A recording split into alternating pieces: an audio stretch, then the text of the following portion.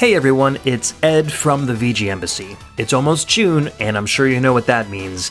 It's almost time for the Masters of VGM event. This is an event where for the entire month, all of your favorite VGM podcasts will focus on one theme around video game music composers.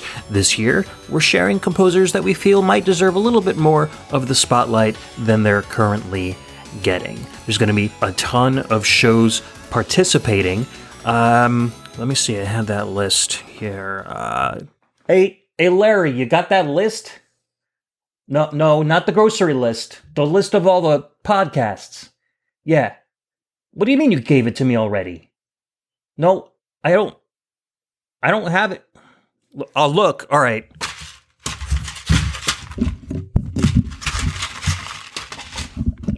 Oh, here it is. My bad. All right, so it's going to be my show, as well as Nerd Noise Radio, Shujin Academy VGM Club, A VGM Journey, VG Emporium, Re-VGM, Gameable Audio, VG Mania, Rhythm and Pixels, CRT Sound System, Volt Supreme Synth VGM Dreamstream Machine, and more. More? What do you mean more, Larry? Who's the more? No, I don't know. You put more on here. All right, well, I guess there's going to be more. If you want to find out who the more is, check out mastersofvgm.com on your favorite web browser, or hit up the tweets at mastersofvgm. We hope you enjoy the event.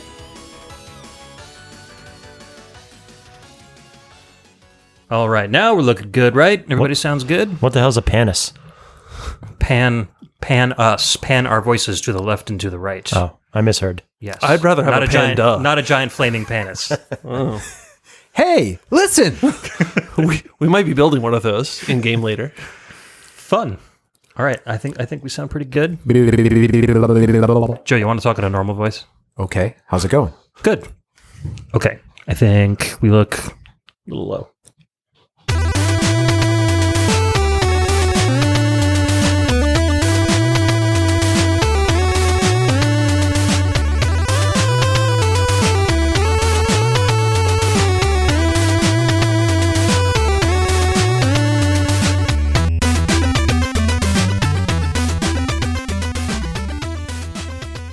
Hello, and welcome to another episode of Embassy Exclusive. This is a monthly supplemental show for fans of the VGMbassy Game Music Podcast. I'm Ed. I'm Joe. I'm Todd. And I'm Mike. And each month we get together and share video game music, the latest news in gaming, and our stamina-draining opinions on both. This is episode 45 for May 2023. We hope you all enjoy it, especially Todd with the sniffles tonight. Enjoy it. I'm suffering from some allergies, so allergies. You'll have to bear with me, listeners. Are we done yet? I have to go play Zelda. No. I have been thinking about that the entire drive here, and I'll be thinking about it the entire drive back. I'm going to have a great time. I'm very glad to be here. Could be playing Zelda right now. We can talk about Zelda until you guys play Zelda. How's that? That sounds good.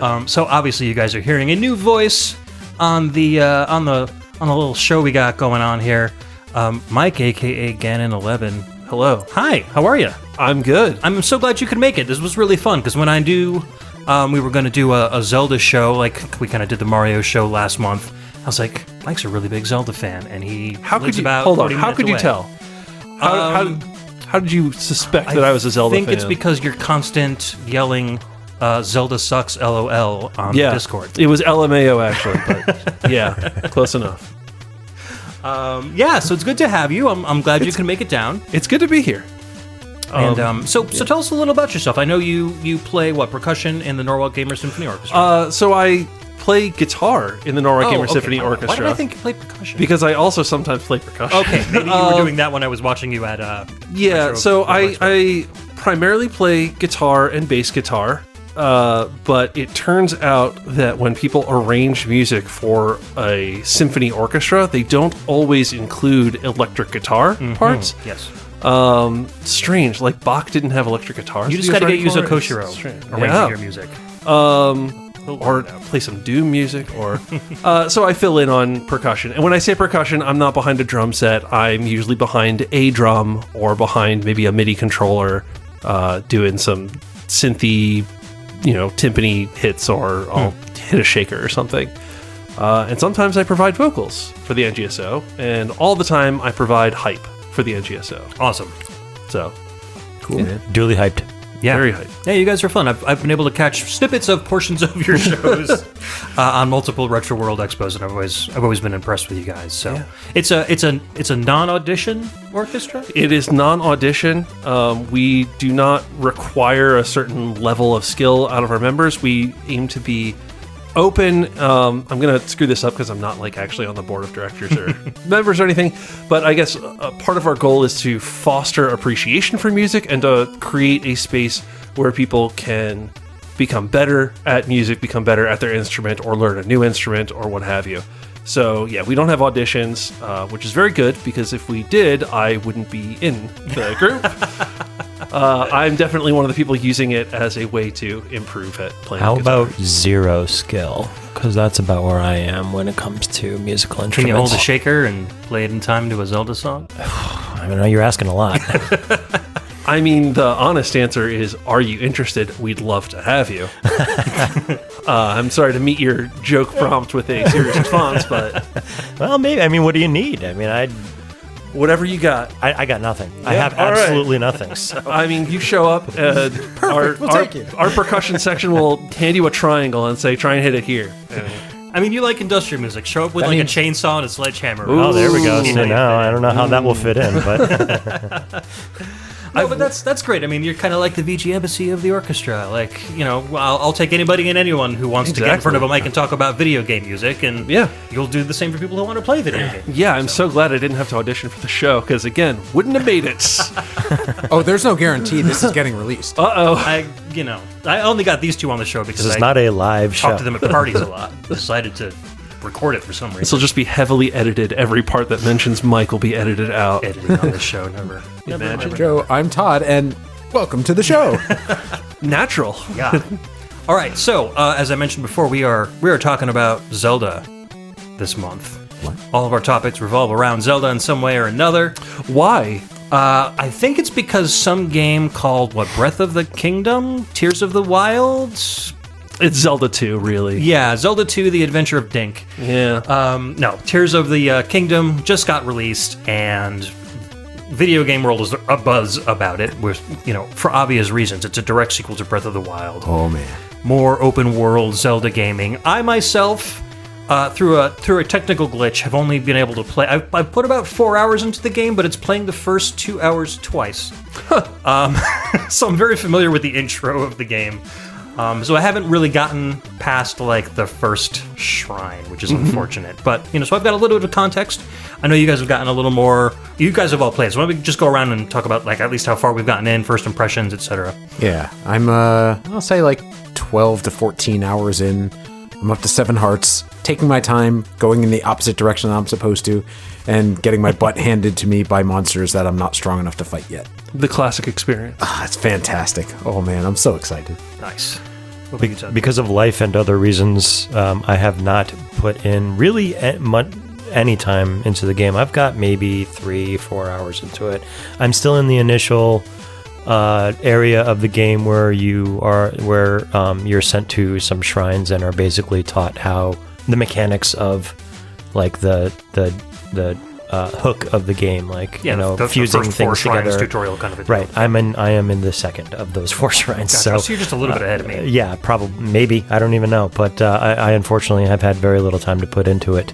But that will change very soon. Cool. I'm in a similar boat, although last night I finally had a glorious evening free of commitments that I could sit down and put 4 solid hours of gameplay into it. So I'm off of Tutorial Island.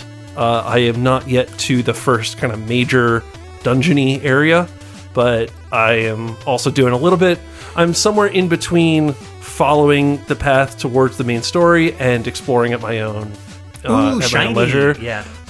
Which is, it's the exact sweet spot I like to be when I was playing Breath of the Wild, and now that I'm playing Tears of the Kingdom, is I definitely have a direction. I'm going in this direction, but there's something it's just off to the side. Yep. And now that I got that, I see just something just over the hill, and 3 hours later, wasn't I going somewhere? That's how it starts. Yeah. Well, it sounds like Joe is going to be our expert for today, so we will refer to you for any Any comments? Oh, and I got lots to say. You people are going to hear it. Oh, are they spicy hot takes or are they cool, refreshing takes? I mean, we do have spicy Cheetos. Depends on what snack I'm currently eating. Okay. Yeah, that kind of works out. We do have sweet kettle corn and flamin' hot Cheetos tonight. So, so we've got a bunch of stuff. We, of course, did our public topic and our Patreon topic. We got a few responses. We didn't get as much response as we did from the Mario stuff. I'm not sure why. Maybe Mario is just a little bit more accessible, but the responses we did get were really good. And plus, there's 4 of us tonight, and, at least 3 of us are huge Zelda fans. Todd. So... And Todd. No, to be honest, I am probably the most casual Zelda fan here. I've played a lot of Zelda games, but have not gone through the entire series. Really, really liked Breath of the Wild, and that was kind of like my reintroduction back into Zelda after kind of falling off after Twilight Princess. I never played the N64 games, so you can I'm clutching my clutch pearls. your pearls all you want. So I'm coming at it from a different frame of reference, I guess. Plus, I was going to say more of a modern AAA gamer, but you play Horizon Zero Dawn and stuff, Joe, so you've got that kind of frame of reference. Yeah, Zelda I can too, definitely compare it to Horizon and Fallout and the Souls games, which are, I don't want to say comparable, but like in scope. Yeah. Huge open world. Just for context, Mike, what kind of games are you usually into? I like Zelda and Metroid games. Yeah, so I mean, I guess obviously I'm putting any gaming time I have right now into Tears of the Kingdom. Before that, my major game that I still want to get back to someday is Red Dead Redemption 2. Okay. I've talked about that on the show. I've never... I love GTA 5 in the single-player mode. I really should play that game, because I hear they're... I know mentally that Red Dead Redemption is basically GTA with cowboys, but for some reason I have zero interest in GTA as a franchise, and I am devouring Red Dead. Or, I mean, I guess I was, and then I stopped playing it because Tears of the Kingdom came out, so... You had your dinner, now it's dessert time. Now it's dessert time. And I'm gorging myself. Apart from that, I try to play Metroidvania-type games. I've dabbled in the Dark Souls franchise a little bit, so I was really big into Elden Ring when it came out, and then put 150 hours into it, and now I don't want to think about Elden Ring anymore until the DLC comes back. But really, just kind of anything. I think I tend to gravitate towards the single-player, story-based experiences. Yeah. But I will try a little bit of everything at some point. Right on. Cool. Yeah, so you guys all have similar kind of gaming experiences. Dark Souls, Metroidvanias. Oh, yeah, for sure. Besides Tears of the Kingdom, any other games you guys have been playing this month? Anything of note? I am very close to finishing Neo. I've been playing that. I call it casually, and I'm not sure if that's the Which word. game? Neo. Oh, Neo. Okay, I thought you said VO. I was like, I know. I call it casually, and I'm not sure that's the correct word, but I play it for a while until I get frustrated, and then I stop for some unknown period of time, a day, a week, a month, and then I go, I'm going to play some Neo again, and play until I get frustrated, and that's keeping me from burning out on it like I did, like Elden Ring, for example. And it's working, but it's just making it take a long time to get through. Yeah, you got to know what amount of portion you can take of it before getting tired. Right. Yeah. So I'm very close to the end of that. And Zelda. That little Zelda game. What about you, Joe? Just Zelda? Zelda and Zelda? Well, a couple weeks ago I started Zelda, but the before that I finished Octopath 2. Then I was playing Flint Hook for a while, which I enjoyed. I really need to play that. It got repetitive. I found myself getting bored after, I'll say, like 10 or 15 hours of it. I was getting decent at it, but I found it too repetitive, not fresh enough to keep me interested. All the upgrades that you can get were marginal enough that they didn't change gameplay a lot. They just make it so you can survive just a little bit longer. Gotcha. And that just, after a while, I got bored of. Then I played Little Inferno for a while on your guys' recommendation and loved it for about 2 hours. Joseph, And you're then disappointing me, it sir. just kind of got repetitive to me. That's fair. I've even got my little sugar plums plushie over there. Like I said, when I was playing it, it was fantastic, and I loved it, and I thought it was really cool. But then It's a story game. It's not about. Well, in my opinion, I enjoyed experiencing the story, and it actually changes genre like towards the end, which is weird, but Then I got into Fate Tactics on Steam, which was obviously a tactical that I'd been wanting to play for a long time because I thought I had more time until Zelda came out. But then Zelda came out, and that was that. yeah. Quick addendum: I was also playing the Final Fantasy Pixel Remaster games. You may recall. Yes. From last month, I finished 1 and all but finished 2, but the final boss is impossible. That sucks. Addendum complete. Game Genie. That doesn't exist for the Switch. Damn it. I don't think. What if you were playing on Super Nintendo? Final Fantasy 2? No, Final Fantasy 2 Japan, not US. Oh, my bad. Yes, you're right. Sorry. Okay.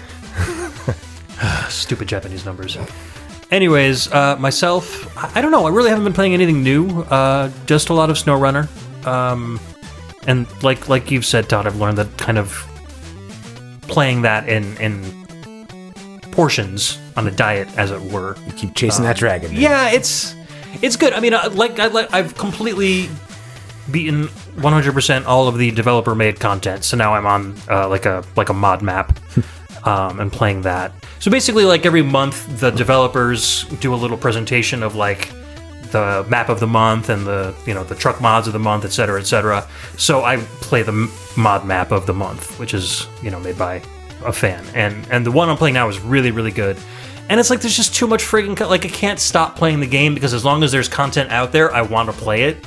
And it just makes it impossible for me to move on to other things. Like, I'm forcing myself to play Tears of the Kingdom because I, like... Woe is really want to be you. part of First the world crowd. problems, man. I'm not addicted. I can quit anytime I want. I know. It's Just more like one more addicted to- route. Just yeah. one more truck. See, I've stopped. And now I've started again. It's terrible. Completely on my own. Quitting is so easy. I do it every day. I know. No, that's called passing out from lack of sleep.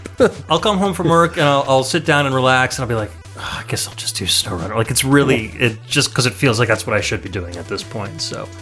Anyways, so that's it. There's not a lot of Vampire Survivors content, so I haven't been playing much of that. A lot of like MAME arcade games and stuff. Been kind of dabbling with the new games that have been coming out in the Mister and stuff, but nothing too crazy. The Ninja Turtles arcade game is finally out in beta on the Mister, which is great. So I can play with the arcade stick on the CRT. Nice.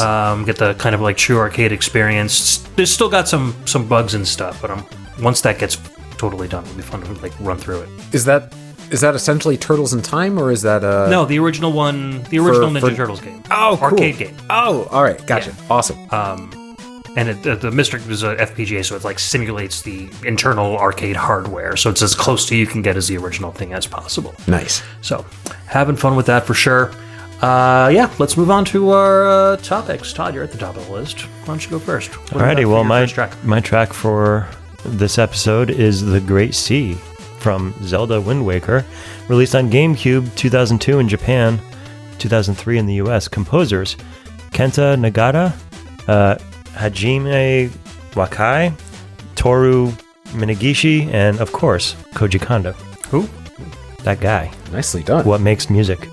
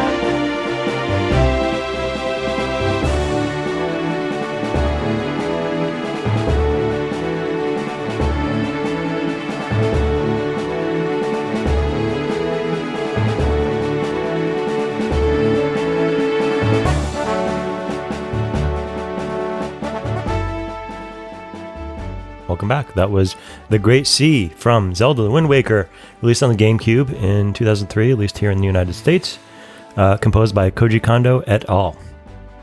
Fun track. It's the sailing track. And it is totally the sailing feels track, and you hear it a lot when you play the game, but it fills me with nostalgia for the game because I very much loved this game. Yeah. I was saying that I remember it more from Smash Brothers than I do Wind Waker. And for a long time, I think it didn't. I think that it kind of got crapped on by Zelda fans, Nintendo fans. I feel like it took a while. The game. I'm sorry, not the music. I think it was the art style. It was maybe it was definitely the art style that people didn't like. Everybody was like, "Oh my god, this isn't my Zelda." What kind of garbage because is they this? had, I think the previous E3, they had released kind of a tech demo of what could a realistic Zelda game look like on the GameCube technology. Right. And everyone was super sold on it, myself included. Right. Well, And everyone then- was. Yeah, I mean, this would be after Ocarina of Time, where it was like semi-realistic and about as much as. I mean, it was their first dip N64 into could get. 3D, Yeah, right? right. And it looked as good as the N64 really ever got. Sure. So they could have harnessed that with the GameCube, and they didn't, and it pissed everybody off. And so I will, openly admit that I was one of the fans that said, "Oh, this art style is horrible. They promised us this, and they gave us that, and I hated it." Until I actually sat down and played the game, I was like, "Oh wait, this is actually incredible." But the game is incredible. Yeah. Oh, it's fantastic. And later on, they delivered on that promise with Twilight Princess. Yeah, I think, for sure. So. Yeah. You got It your, just took another decade after that. you got your grimdark They Zelda. said, "Fine, we will give you your realistic Zelda," and now we have Tears of the Kingdom. So Yeah. here we are. Exactly. So, what's your topic? Moving on, my topic for today is: what was your favorite item or power up in any Zelda games? Starting from the initial one that you would pick up along your adventures in the dungeon, or just laying on the ground. I guess I don't know. But what's your favorite that you always like to pick up and make use of? I will start with my own. Sure. I very much liked the hook shot. It's so versatile. You took my answer. Ha! And that That's is why gonna I be- began, so I could gonna be take a common take the answer. lowest hanging fruit. Which Well, is you can- easier to get when you have the hook shot. You just Exactly. grab the You fruit. could just blast that low hanging fruit right off the tree. But yeah, it's so versatile. You can kill enemies with it. You can grab rupees and stuff and launch yourself all over the place. So how can it not be fun? Exactly. Exactly. Very succinct. Yeah. Yeah. What about you, Joe? I'm gonna go with bombs, and then later, what I liked even better were bomb arrows, or in Tears of the Kingdom, arrows that you can stick bombs. Arrows to. with boulders on them. You could use them as a weapon. You could use them to open up new areas. You can kill things with armor with them. They're just good at everything. The only problem, or not even problem, but the reason that I liked them so much is because it's the kind of thing you found yourself saying, "Man, I wish I had more of these." You never ever have enough. Yeah. Yeah, hands Bombs down are my good. favorite for sure. Hook shot's good. What about you, Mike? So I've been playing I guess I should have mentioned this up top. The other game I've been playing a lot of is a little known game called The Legend of Zelda Ocarina of Time. I play it randomized, and I race people, which is wild. So I've been playing just a ton of Ocarina of Time, playing it over and over different randomized seeds. And when you play that game in a kind of competitive way, you start finding the items that are most useful in that, having the item lets you do the most things that you couldn't do without the item. Among those are hookshot and bombs, so great answers already. I will say favorite just kind of for flavor and style is the hover boots, which are I believe a Ocarina of Time exclusive item. They are the reward you get in the Shadow Temple, which is the 4th of 5 adult temples you do normally in the game. Adult temples. Look, this is a PG-13 show, right? I can talk about adult temples. Sure. Does the show have a rating? I don't know. I don't know. I mean, we haven't been branded explicit by Apple Podcasts yet, so. Nipple ass wiener. But the hover boots let you hover over short gaps or slightly longer gaps if you're going at speed. And it's surprising the number of places that's useful when you're playing the game randomized, and you can get it, quote unquote, way before you're supposed to in the regular game. Things like, in the Fire Temple, you could go through the entire temple and knock down a pillar, which lets you jump across to the boss, or you just use the hover boots and hover over to that boss door. Yeah. Yeah, why not? Yeah. Or Or we could use the hook shot. you could use the hook shot. Not in that case. But yeah, so like any kind of traversal item, like the hookshot, is a ton of fun. I think the hover boots is the most fun. It's also the easiest to use. So Yeah. I'll name that. My joke answer is the spinner. It's not a good item. It's objectively a bad item. But you get to say I ride spinners, and that's so cool. The spinner weapon in Hyrule Warriors is fantastic. So I will give it points for that game. You get some bonus points, spinner. Maybe not Zelda proper. But since you took hookshot and we've all kind of exhausted the benefits of the hookshot, I'm going to say the dash boots from Link to the Past. I really, really like the dash boots. Yeah, that was always fun. It not only is Slamming into trees. Yeah, not only is it useful for doing that stuff, for charging through enemies, but it gets you through screens more quickly. And Yeah, it just that's helps you helpful kind of towards the end when traverse. you're trying to get like from one end of the world to the other. Exactly. And then you can catch that little idiot that's in the town. And Right. what does he give you, like a bottle or something? I don't remember. I don't remember. It's been so long. Link to the Past is I've played it. I've played it multiple times, but it's probably one of the Zelda games I've played the least. So I don't have it all committed to memory. I'm sorry. No, it's okay. But I remember that dude with the hat that he would always like run away from. Like, how do I get this dude? And then you finally get those boots. Right. But yeah, I enjoy that a lot as well. I like the little thump and when he kind of like bounces backwards. It's all around just fun to use. Link gets that fun surprise shock phase of bonk. I don't know. Did the dash boots ever return? Pegasus boots in Link's Awakening. Although Okay. Link's Awakening did come out after Link to the Past. So yeah, they returned there. In the later I can only games, you just get a run button. Yeah. You get a run button, you get speed potions in Breath of the Wild and Tears of the Kingdom, Right, which right. is not the same thing, but it's Yeah, there's no charging aspect It's to that. basically Link to the Past and Link's Awakening. Okay. I don't remember if they were in the Oracle games or the Minish games. Oh, they are in A Link Between Worlds, but that's cheating because that's just A Link to the Past again Yeah, with art. with art. Let's see what our friends had to say on Discord. Todd, do you want to read what Bedroth has? Bedroth says, if I sit and think about my answer for too long, I'll never make up my mind. So I'll just go with my gut and say the double claw shot from Twilight Princess is the most badass piece of Zelda equipment ever. Not only is it an upgrade to one of the coolest items from previous games, the hookshot, but you get to fight a freaking dragon with it in a dungeon in the sky like some kind of medieval Spider-Man. I forgot. I mean, about that. That's fair. That's hard. Fair answer. That's pretty good. Taking the hookshot and one-upping it. I have a little bit of a gripe against this just because I think it's a little bit lame to traverse through an entirely new dungeon and your reward is, you know that thing you have? Here's another one. But objectively, it lets you Spider-Man through the dungeons, Yeah. and that's very cool. So it's only a minor gripe. It does kind of give a new use to an old item. Yeah. I like it. Ryan DS says, just what Ed said. Anything that increases my ability to traverse the landscape. Or, I'm sorry, what Mike said. Typically, this would be the hookshot. In Breath of the Wild, this would be the equivalent of a mix of the updraft wind ability and the paragliding. Gimmick travel devices are lame, like the spinning top in Twilight Princess. I want something that could be used almost everywhere to bypass the grind of climbing or jumping. Gotta go fast. You just don't appreciate the spinner. Nobody likes the poor I'm spinner. going to take my spinner and go home.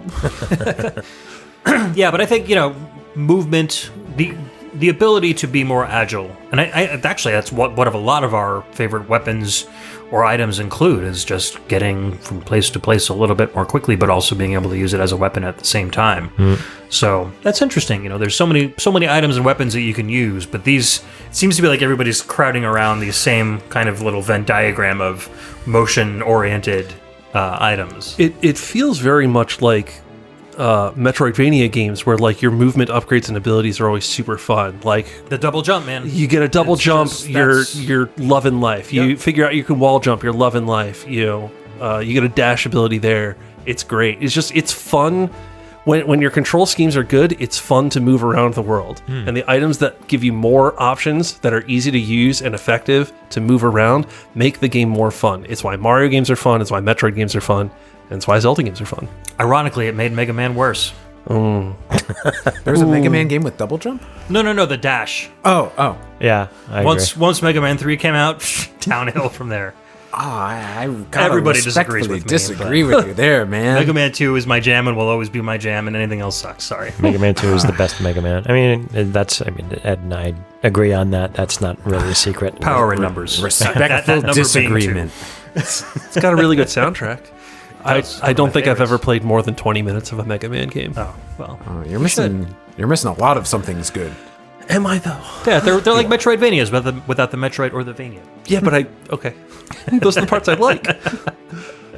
All right, let's move on to Joe's topic. What's your track, sir? My track is Forest of Mystery from A Link to the Past, released for the Super Nintendo in 1991, composed by the one and only Koji Kondo. There's that name again. I've heard The that legend. somewhere.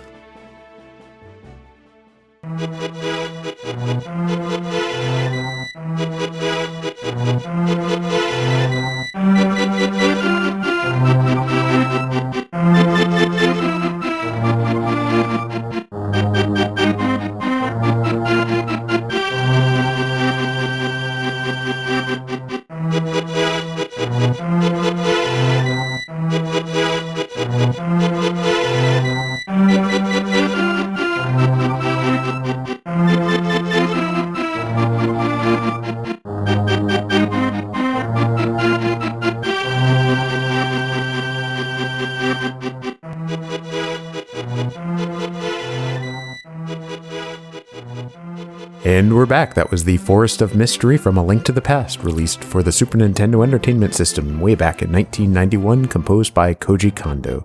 Short but sweet. You can listen to a few loops of that one and still be under a minute. I gotta say, I was sorely tempted for my track to choose the little jingle that plays when you cook something in Breath of the Wild, but I think that would have driven everybody batty after a little while. Speaking of short tracks. I chose that track in particular because it had a link to directly into my topic.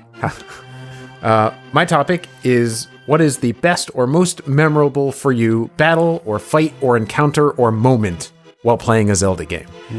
I have two. Wait a minute. You asked what's the best, then you have two? Just immediately cheating on the topic. Are they tied? They're perfect unison? As a matter of fact. Okay, then I'll allow it. The first goes to a moment in Link to the Past. I was probably 10 or 11 or 12 at the time. And I get to the Forest of Mystery, and I finally get to that scene where you've earned your way to the Master Sword, and you enter that little grove, and like the bunnies and the squirrels are hopping, and the fog clears, and this music plays.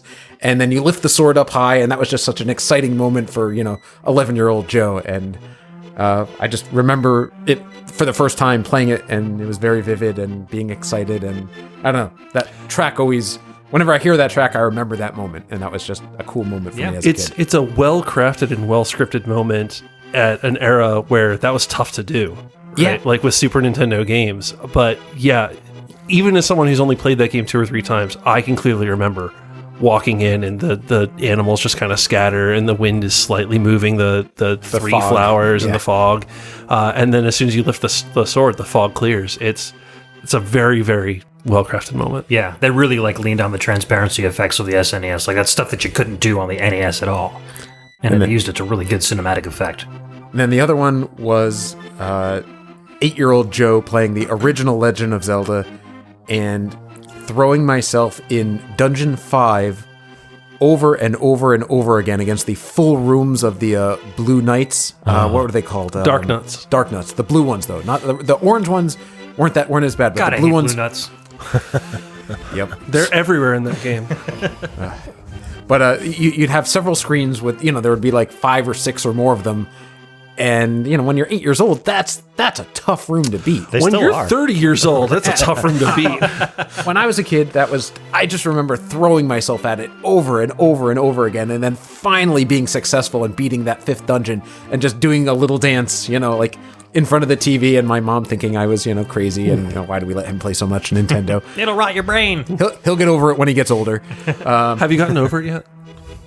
No. Well, he is here, isn't Here he? we are. So I just vividly remember that as well as being just an exciting moment. The first time I cleared, not necessarily the whole dungeon, but those full rooms of the blue Dark Nuts. So those are my, I'll say, Zelda memories or moments that will always stand out to me. I dig it. Those are very memorable moments. What about you, Todd? My most memorable battle is probably going to be the Ganon fight at the end of... Was it Twilight Princess, the one where you slam your sword into his forehead right at the end? Or was that... Yes, but also Wind Waker. It's a common theme. Twilight Princess is the one where you're in a big circle of flame. He's like the pig that's charging at you. Well, no, not... It's a 4-stage fight. Well, yeah, depends on But the yeah, stage, that's one of the stages.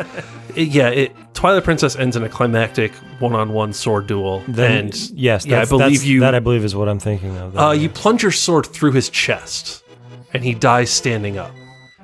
In Wind Waker, you do this big roll around, jump up into the air, and plunge your sword directly through his face. Then that's the one I'm thinking. Yeah. I'm Don't you thinking also do plunging that his in sword Breath through of his the face, Wild, so it's too, got to though? be Wind Waker, which makes sense because I was just talking about how much I love Wind Waker. There you go. Good game. So that's the moment.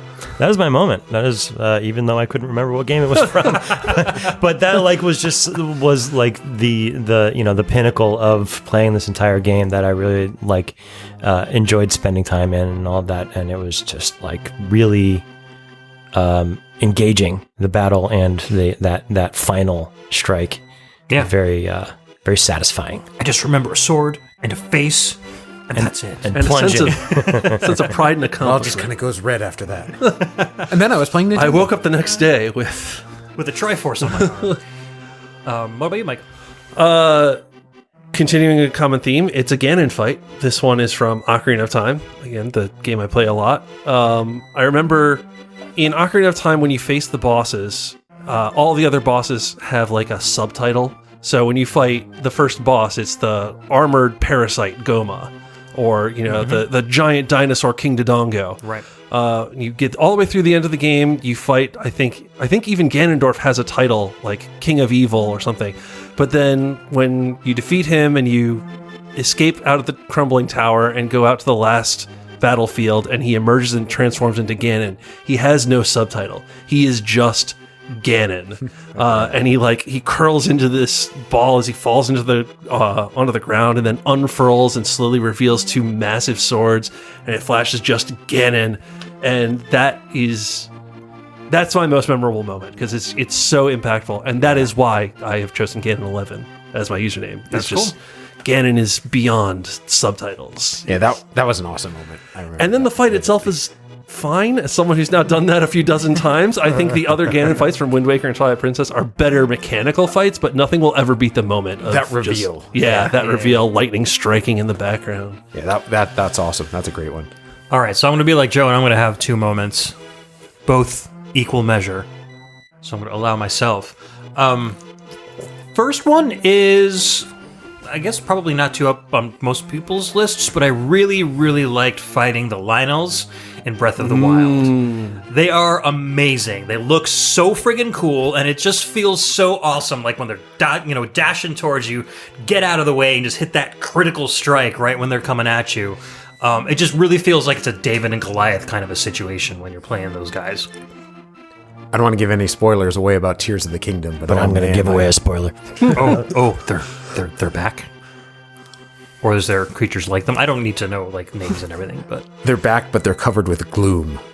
ooh, Yeah. okay, all right, Oh man, it's intense. it sounds good. I'm good. Yeah. I don't think I haven't gotten to the gloom parts. Oh, okay. yet, Well, so I'm not gonna. We could talk ask about that. too much about We could it. talk about that off air. Spoilers. Yeah, well, It's not part of the story. It's just something you happen to encounter while you're playing. Yeah, in subsequent, Embassy exclusive episodes, we can talk more and more about our adventures through the game. So, but there's that, and then kind of jumping off of the Zelda series and into Hyrule Warriors. I'm a Hyrule Warriors stan for life. I've put 300 hours into that game. The last Ganon fight is amazing because it requires you to use all of the skills that you've had throughout the entire game. He doesn't go through forms, but he'll go through attack patterns, and each attack pattern, he opens up a weakness that you need to use either the arrows or the bombs or the hook shot or something. So you have to be have those items at the ready and be willing to, or be ready to, hit him where he needs to be hit with the correct item at the right time. It takes a whole lot of skill, and even after having played it for hundreds of hours, beating Ganon is still pretty tricky. And he's also just gigantic. He's like 800 times the size of you. The backdrop is Hyrule Castle with this giant sword sticking out of it, just covered in blue and purple and red flaming darkness. It's just a really cool image. The music is rocking, and the boss is super cool. And you get a cool little FMV outro when you beat it, and all the credits and stuff. So that was good because I had put so many hours into the game. After I finished it, it just really felt like that was the accomplishment. Yeah. Exactly, and it was an ending worthy of that because it tied up the story, and then opened up that whole map area that you can play. You can play hundreds of more hours in. Yeah, exactly. That's like maybe a third of the game once you fight Ganon that first time. And then at the end of that big map, you fight him again, but he's more powerful. So, but those are my events that I really enjoy. Cool. There's so many. It's like, I'm sure if I went through another game and played it again, I'd say, oh, yeah, that moment's really cool, too. Oh, yeah, I totally forgot about it. But I could come up with a bunch more myself. Yeah. Yep. I'm just thinking back to my earliest gaming memories, the ones that also got me hooked in the first place. yeah, Nintendo's just really good at packing their games full of awesome moments that really further the storyline. All right, so let's move on to our third of 4 topics for the episode. Mike, this is yours. What song you playing for us tonight? All right, I will be sharing Great Palace from Zelda 2, which was composed by Akito Nakatsuka. Sweet. I love this soundtrack. There we go.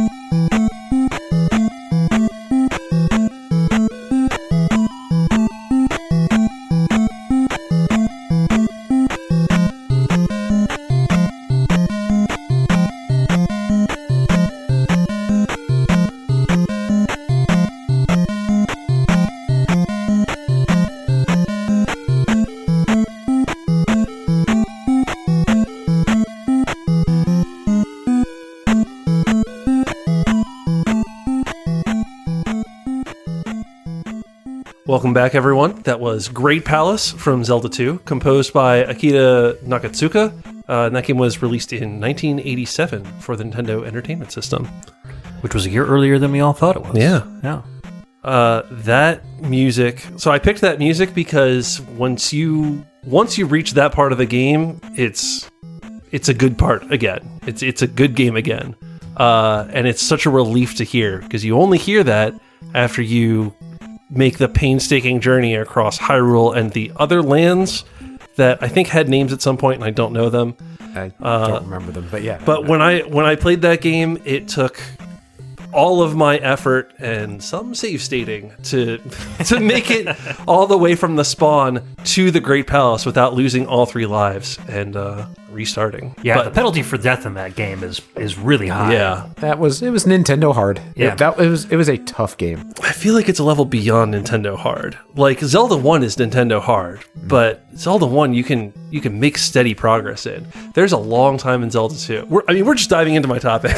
So why don't I just introduce the topic? Sure. What is your least favorite game or aspect of the Legend of Zelda franchise? And spoilers, everyone, for me, it's Zelda 2. And if I had to hone specifically in on something, it is the lives mechanic in Zelda 2. Because there's a long period in that game where you can actually make 0 progress. Like when you've maxed out all your stats and you've gotten all the 1-ups, you can get 90% of the way to the Great Palace, but if you lose your 3rd life, congratulations. You have lost all of that progress. You're starting over from the beginning. You have not learned anything to make you better. You have not gotten any power-ups to make you stronger. Yeah. You're just hitting the reset button. And that's so frustrating. I did play through the game. I did beat it. I do think there's a very long section in the middle where you're having a ton of fun, but that game is my least favorite Zelda game because I think it's bookended by just unfair amounts of difficulty. And I think we have some disagreement at the table, which is cool, but that's mine. Your specific criticism about the lives system is totally and completely fair. I feel validated. I love the game, though. I played it at an age when I had the kind of time to throw myself into it over and over and over again, and I did beat it on the cartridge when I was, I don't know, like 8 or 9 or, a couple years older, a couple years after the original Zelda. I actually beat Zelda 2 before I beat Zelda 1. I'd owned the original first, but couldn't beat it, when I was 7 or whatever age I was. Oh, you fancy. But I don't know. It was one of the very first games that I beat, and I was, while we were listening to the song, I was telling the guys about how I bought the game for the first time from a Toy Works after saving up my allowance for weeks and weeks and weeks. And so the game holds a special place for me because I feel like I really earned not just the right to buy the game, but earned like getting to that final dungeon and beating it. And because of how many hours I put into it, I remember it, I think, a lot more fondly. Yeah. If I were to play it for the first time now, I completely agree with the criticisms and would probably not like it as much. So nostalgia definitely plays a role for me there. Yeah. It always does. Yeah. Makes sense. I mean, I rented Zelda 2. I never owned Zelda 1. I borrowed Zelda 1 from a friend, and I think I definitely remember beating Zelda 1 like at home when I was a kid, so I borrowed it from that friend long enough to finish the game.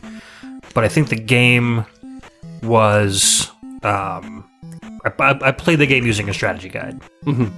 The first Zelda. The second Zelda, I've never been that skilled of a gamer, so I don't think I ever beat Zelda 2 without using Game Genie codes or anything like that. But so that's kind of my experience with both games. But yeah, and both of your criticisms of Zelda 2 were the reasons I never spent much time with it. I think if you take Zelda 2 and you just add some kind of checkpointing system where if you lose your third life, you don't go all the way back to the beginning, you just respawn at the latest town you were in. Yeah, have a continue system. Suddenly, I think that's a much better game. I mean, that kind of exists in the dungeons, right? If you die in a dungeon, you sort of just begin at if you lose your first or second life in the if you lose your first or second life anywhere, you respawn at the same screen. At the same screen, the same room or anything. But if you lose your third life, even if you're in a palace or a dungeon, that's game over. You're back to the beginning until you get to the Great Palace. Oh, okay, because I was like, I specifically remember. Yeah, the Great Palace is the one checkpoint you get. So my criticism of Zelda 2 when I initially played it as a child was that it wasn't more Zelda 1. And I think that was the criticism that a lot of people had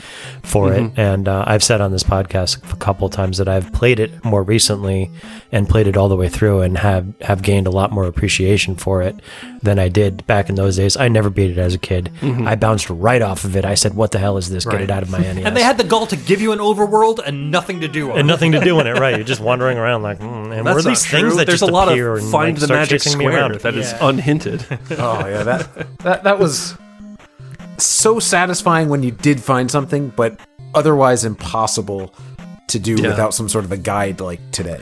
Yeah. I would definitely rage quit that game if I were to play it for the first time today. Yeah. All right, so Todd, do you have a least favorite game or aspect that is not Zelda 2? Yes, and my least favorite Zelda games is probably going to be either of the DS games. And they're fine games, I suppose, but it was in an era where Nintendo was very much like, we have a gimmick on our system, doesn't have to be handheld, and this game is going to use it, come hell or high water.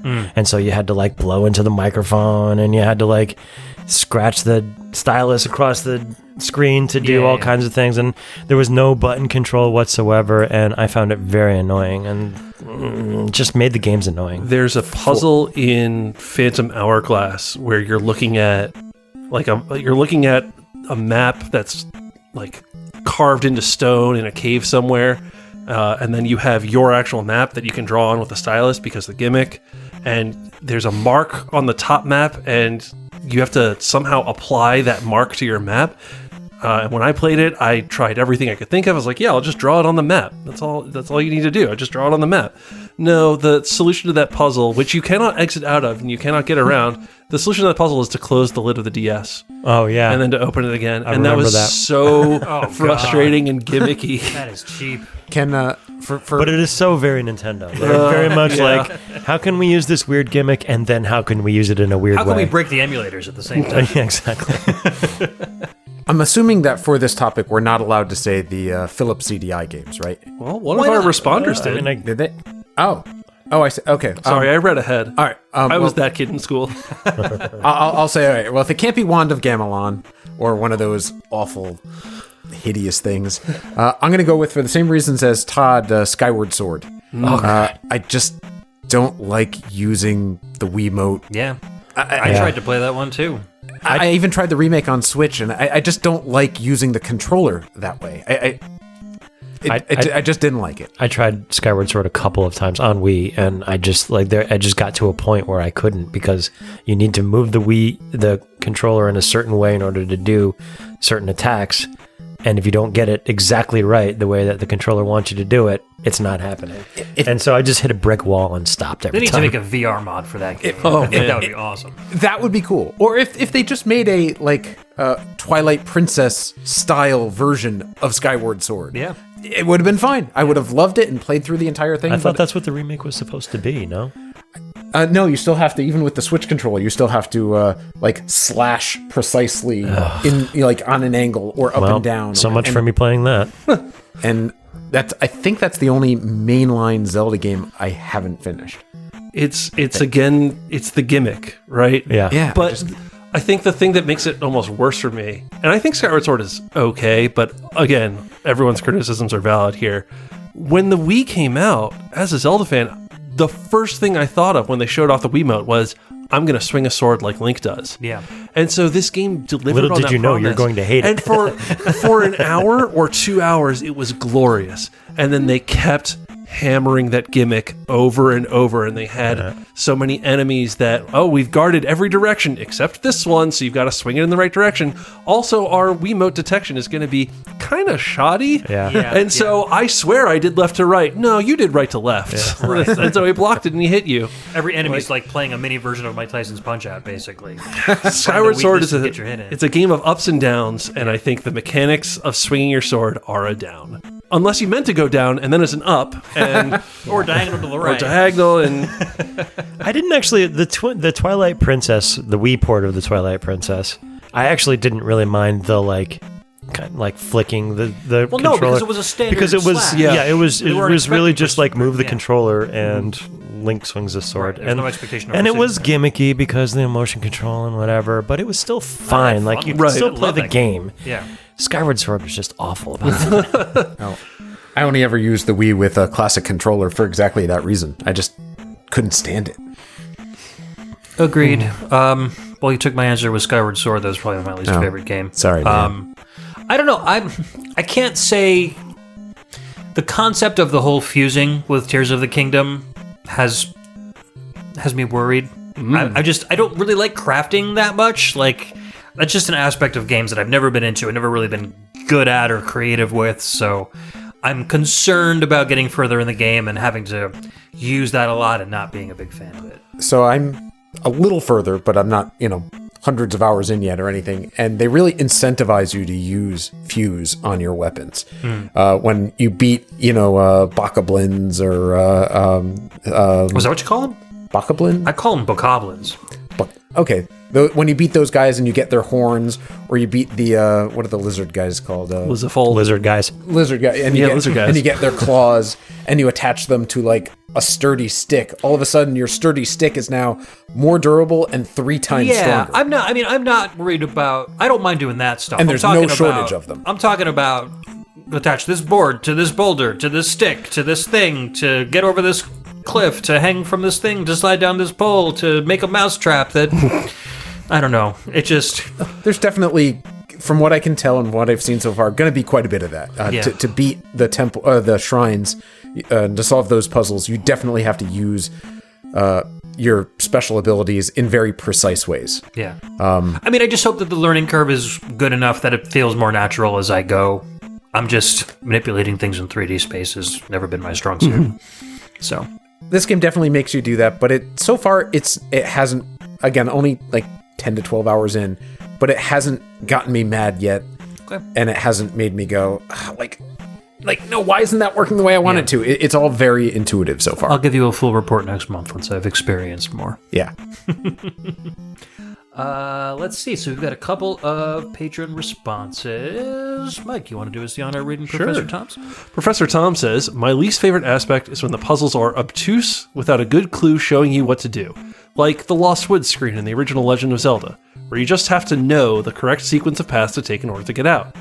The frustration of Lost Woods is compounded by the fact that you're under attack on that screen, so you don't even have any breathing room to do the experimentation you need to escape. But that's not true. They give you the answer in a cave. Yeah. If you can find the cave. If you find the cave. Yep. And if you go around and bomb every rock and burn every tree and find the cave. That's what I did when I was little. This is the classic thing about Zelda games. Infinite time to play. Yeah. It's like when you know the thing, it's obvious. And when I watch people play Zelda, like cards on the table, I've played every Zelda game except the CDI ones. Those don't count, except for making fun of them in least favorite aspects. Then they count. But I played every kind of main Zelda game, and so when I watch people play Zelda games and they get stuck on something, to me, it's so obvious. Of course, you just need to go talk to this person in the cave, and you get the what is it, left down, left up, left, or something like that. And if you haven't found that cave, you're never going to figure it out.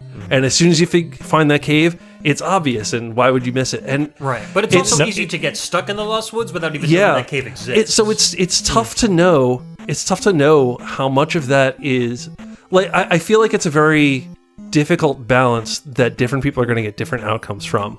Like how much is hand-holding versus how much is making it obvious versus how much is making you feel really clever when you do figure it out. Right. And the answer is different for every gamer, for every puzzle.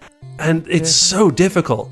I disagree with you're not going to figure it out if you don't find the cave because Nintendo power. Classified information. You were literally going to take what I was going to say because there was this era in like the late 80s. Yeah, where these games like basically PS2, sold magazines. Right, where they made things so obtuse that you're like, God damn it, I need a strategy guide. Right, or the Nintendo Hotline. Or Nintendo Hotline. Either way, you're spending money. Yeah. Either way, I gotta say, $3.95 a minute. But up until the internet, there was a lot of like literally extorting you for money to play, not necessarily Zelda games, but a lot of the PlayStation games and a lot of the Xbox games would be like, yeah, you got to read these pages to get through this stuff, or to 100% the game if you wanted to do that. I'll say for me, I don't think anything will ever beat like really struggling with a puzzle, that burst of serotonin when you, of dopamine when you finally solve a puzzle and it goes do do do do do do do do. Like even now as an adult, like when I'm playing Tears of the Kingdom and it does that, I go, ooh, it's a Pavlovian response. I did the thing. I did the thing. You've been conditioned. I mean, there was a puzzle in Tears of the Kingdom, which I won't reveal any details about, but I thought I tried everything there was to do to try and solve this puzzle, and none of it worked, so I eventually went to look it up, and it essentially boiled down to, you just need to walk to the spot, and there will be an option to press A, and then you interact with the spot. Son of a... And I felt like an idiot. Like, I for some reason, never would have figured that out without looking it up, but as soon as I looked it up, I was like, of course you just do that. You overthink it.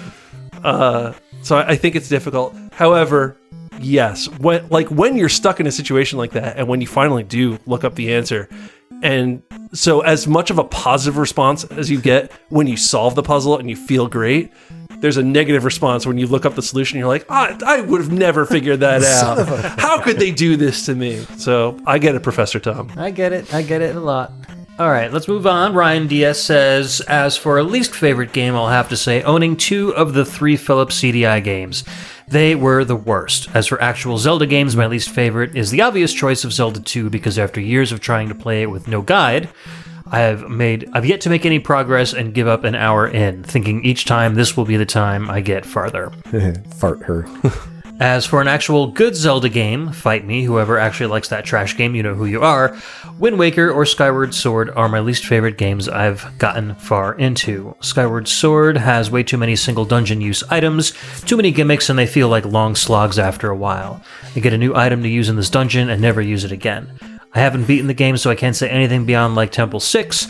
Wind Waker is a fun game, but traveling by boat was not that appealing to me. The wind directions were another gimmick that just didn't grab me, which leads me to my least favorite part of Zelda games, one-use gimmick items. Give me less tools and more uses for them.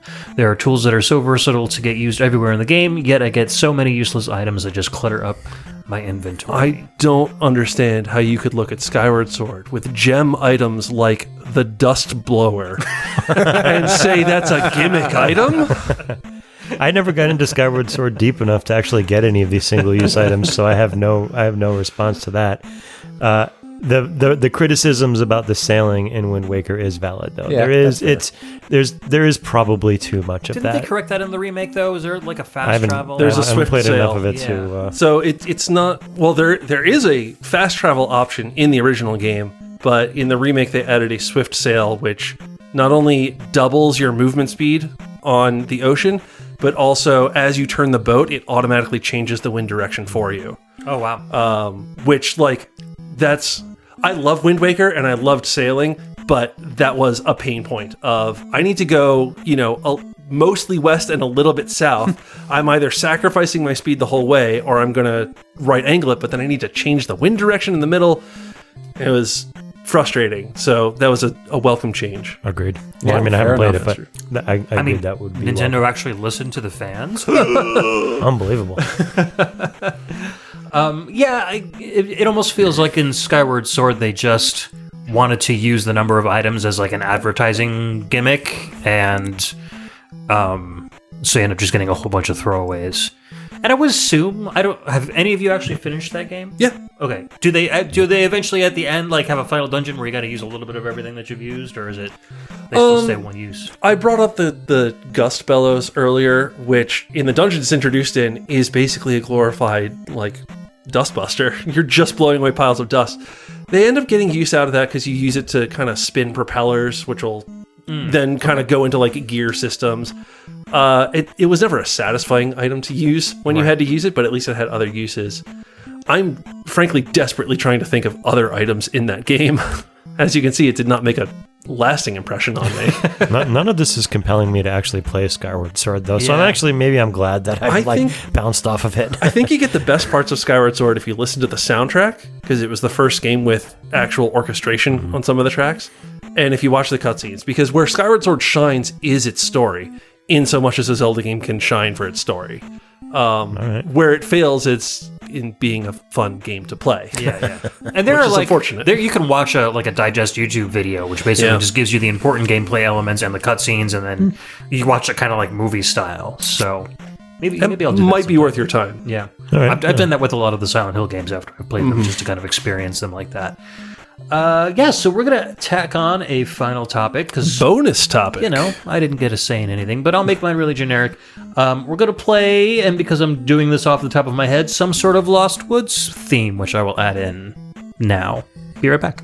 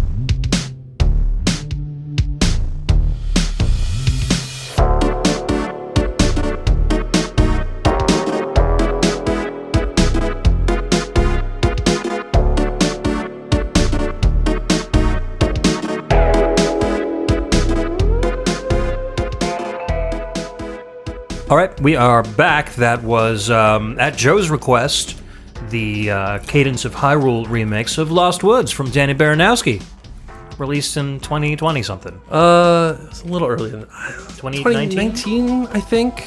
Yeah, just a little bit. Thereabouts. I remember it released while I was at a summer Zeldathon, which would have been June in a year where we were gathering in person. Okay. So not 2020. So 20. Yeah, I'm a little. Anyways, I just love the Lost Woods in XDX. any form, so I was just like, give me a Lost Woods tune to play, and that was the one that stuck. Cool, So, man. But I figured we would just talk about our top 3 Zelda games. How's that sound to everybody? Sound like a plan? Sure. Let's okay. do it. Are there even 3 good Zelda games? Are there even 3 Zelda games? I think we've talked we can come about up with it. Oh, there's a 3 CDI one. So Oh, those are my yeah. top All right. 3. So Wand of Gamelon, Faces of Evil. Talk about your unpopular opinion gaming. Okay, so I'm going to go with Link to the Past, Twilight Princess, and Breath of the Wild. Those are my 3 favorite. I like Link to the Past because it was the game the classic game that I got most invested into as a kid. I don't play a lot of those kind of games that take a lot of hours, especially not when I was a kid, so that was a very different kind of experience for me to be involved in a game that kept progressing over multiple days of playing. I was very much like a platformer, puzzler kind of, kid that would just start from the beginning every single time. So that was great, especially beating that. I felt like super powerful. And I loved the Dark World and the whole concept of the 2 different realms. I really love that, like, Stranger Things upside down kind of stuff. So that's kind of where that love for that kind of thing started. Twilight Princess, because I can't remember if I bought that on a whim or not. Todd and I stayed overnight at a Target to get the Wii on launch day. And Bitter cold. Zelda was a release game. Zelda was a release game. So I'm pretty sure that we got it. But I know it. you were in it for Zelda. You dead wanted Zelda. I was in it. And a Wii. I definitely, well, obviously to get the Wii too, but there were, several games that you could get at the time. Yeah. And I think Zelda was kind of an impulse buy from me because you were hyping it up the whole night. And I went in there just because, Wii Sports obviously came with it. I don't remember what else. Raving Rabbids, I think I got too. It was going to be that and Raving Rabbids because I was all about, like, party games. I can finally play a game with my wife. But you were like, no, man, you got to get Zelda. So I got Zelda, and I absolutely loved it. And I did like it because, I like the darker stuff. I'm into Goblin Industrial and, just dark movies and stuff. I love the aesthetic of Dark Souls.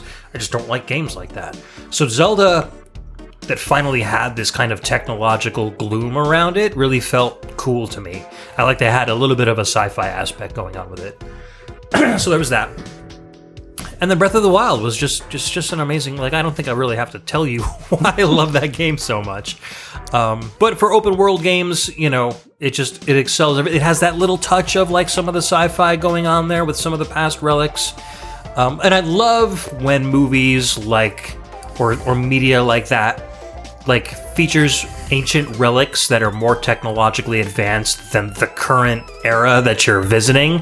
I just think it's a really cool anachronism. So a lot of that old Hylian and what were they called? The Zonai stuff. Yeah. It's really cool to me that it's old tech that's new somehow. So yeah, those are my top 3. What about you, Todd? Well, Wind Waker, it probably doesn't come as much of a surprise given this entire episode here and how much we've talked to it. The graphical aesthetic didn't really bother me as much as it did a lot of other people, and I just thought it was a really fun... It kind of went back to earlier Nintendo, bright, colorful, genuinely fun games to play, and I really, really liked it. Breath of the Wild is probably going to be on everybody's list. I'm making an assumption here, but it Tears of the Kingdom notwithstanding, because nobody here has had enough time to actually put into it. Breath of the Wild was in an era where a lot of open world games were you can go anywhere and you can do anything. Zelda actually kind of delivered on that, whereas a lot of other games that were claiming that, you would be like, well, I want to go to the top of that mountain, and they'd be like, oh yeah, sorry, not that. Sorry, we stopped drawing. But Breath of the Wild was well, if you have the stamina, have at it. Good luck. It might be tough, but you can get there if you want to. And I always kind of appreciated that. Nintendo really put so much effort into making that something special, and I think it delivered. I like in Zelda where you can like literally get to the end of the world, like beyond where they stopped designing Hyrule, and it's just boring there. So Yeah, it's like right. you just want to go back, Right. but it's not like there's a hard stop where it's just like you can't go any further, you know? Right. And my last one's going to be Link to the Past along with you. Vivid memories of, getting my Super Nintendo and just that opening scene where you're in the house and you hear the rain, but it's like muffled. Yeah. And when you go outside, like the rain, like unmuffles, for lack of a better term. Yeah. And like just... it was going back to a Zelda 1 aesthetic after being disappointed by Zelda 2, and it was just everything my 12 or 13 or whatever year old brain could take, and I was there for it, and it blew me away from the very first scene. Just to interject, we were talking about great Zelda moments. The first time you walk into the castle in Link to the Past, and the doors slam, and you're like, dun dun dun dun dun dun, like that tune right there, just... That's a great felt moment, so too. friggin' regal. Yeah. That was awesome. And I was just like, oh, this soundtrack's going to be amazing. They absolutely killed it with Link to the Past, and it's tough to beat. It's tough to beat. Yep. Let's see. For me, a combination of a great game and nostalgia title is going to be Link to the Past. Because, like I said, for moments that I remember now, 30 years later, just still being amazing. I've got to go with Ocarina of Time for the first 3D Zelda game that I put 1 million hours into and loved every second of it. And for what it offered at the time, it was just unparalleled. It was just the perfect game for that time. So I just love every aspect of it. And it, too, had a lot of amazing, wonderful moments. I remember playing on an earlier episode of this show, the... Gerudo theme the first time you get to it in Ocarina, where you have to like jump that chasm, and then as like the dust clears, that music starts to play, and that was just such a like vivid memory for me of doing that the first time. So if I had to add a third yet equal moment, that would be that one. And then as much as I loved Breath of the Wild, I'm gonna take a leap here. I'm only 12 hours in, but I gotta say Tears of the Kingdom is gonna be a better game. Damn, Nintendo. I specifically said Tears of the Kingdom was not allowed, but I'll... Oh man, this game is so good. This is going to be a 200-hour plus fiasco. I can't wait. I'm having so much fun on it. It really does seem like they've just taken every aspect that was good about Breath of the Wild and said, okay, more. Yeah. Yeah. We're doing more. This is almost a perfect game. Yeah. Well, that's the thing, too, is that they don't have the limitations of the Wii U to worry about anymore because they're not dual releasing it. And I think that in a couple of interviews, the developers were like, it's so nice to just be able to do what the Switch can do in full instead of having to scale it down for the Wii U. So it's everything I've done so far just has me wanting to play more and more and more. It's polished right from the get-go. It is everything you could ever hope and want from a Nintendo first-party title. It's nearly perfect. So you don't like it very much. Yeah. It's okay. B-. I loved Breath of the Wild, and I think I said that they could never improve on it, that it was, the best a Zelda game could ever be. Somehow this beats it. And you guys will see. Like, put another 50 hours in, let's reconvene next month. Okay. And I feel confident to say that I'll feel the same, and you guys probably will too. All right. We'll find out. You're probably right. As much as I have trepidations about some of the aspects of it, I think the rest of it's going to overwrite all of that, and I'll just deal with maybe the stuff that I'm not a big fan of to get to the parts that are really cool. Weapon durability is not that bad. Trust me.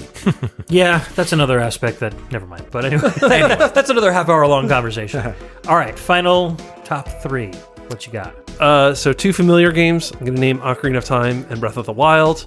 Ocarina of Time, I think I just have to look at the fact that I am replaying this game in randomized format, dozens of times a year, and just admit, it's your favorite Zelda game. Yeah, if you haven't gotten tired of it by now. Now, when you do the races, do they all have the same seed? Yes. Okay. Yeah, that's a key aspect of it. So you're getting the same shuffled version of the game. You're getting the same in-game hint system, and it's kind of a race to see who can both solve kind of the meta puzzle of where your things are going to be, and the practical, who can get through a dungeon faster.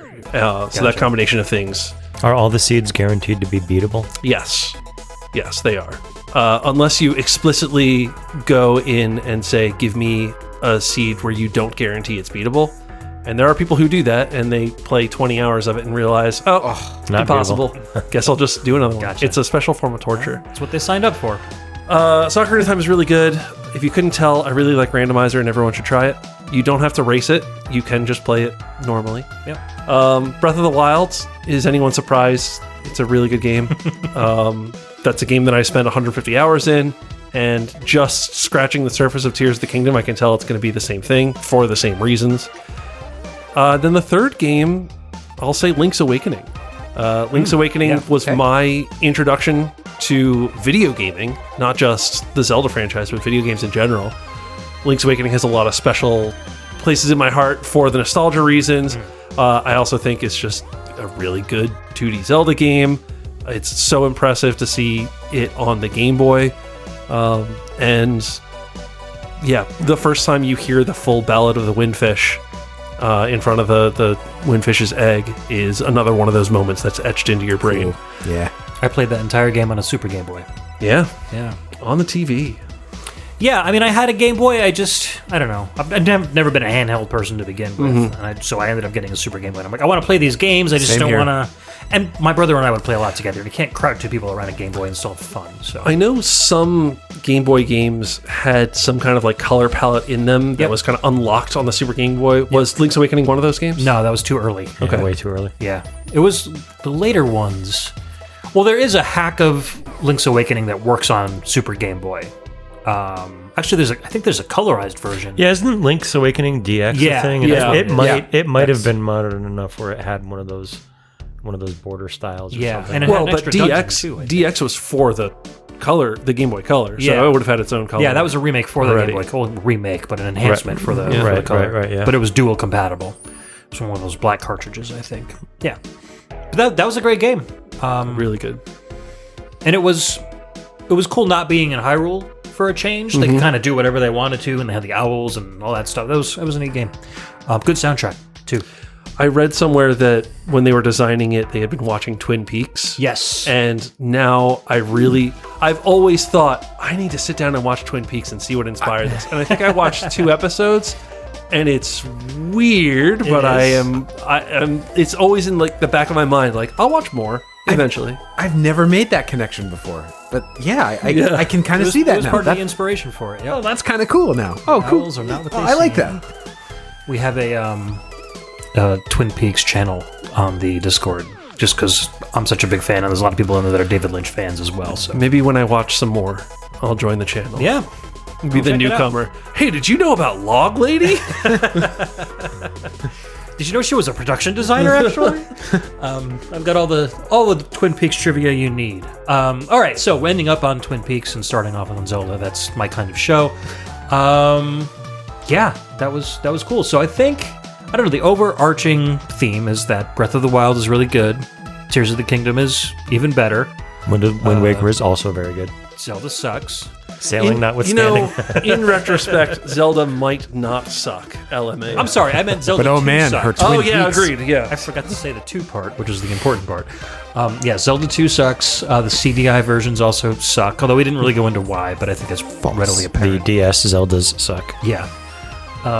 And then we all kind of agree on the favorites and least favorites. And the weapons, too, I think. Everybody's just motion-oriented weapons.